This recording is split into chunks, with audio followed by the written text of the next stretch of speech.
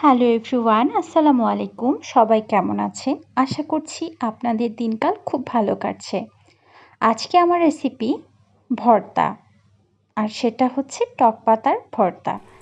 তো আমি টক পাতাগুলো খুব সুন্দর করে কেটে ধুয়ে নিয়েছি। এরপর চুলায় হালকা তেলে আমি কয়েকটি মরিচ ভেজে নিলাম, আর পেঁয়াজ এবং রসুন এগুলো একটু হালকা তেলে চেলে নিয়েছি।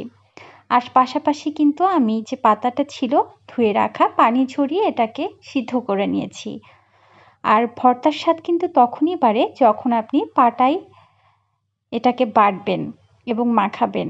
সো আমি যে ভেজে রাখা মরিচগুলো ছিল এবং পেঁয়াজ রসুন ছিল, সেটা খুব সুন্দর করে লবণ এবং তেল দিয়ে আমি খুব সুন্দর করে মেখে ভর্তাটা করে নিলাম। আর এটার স্বাদ কিন্তু আসলে অনেক মজার ছিল।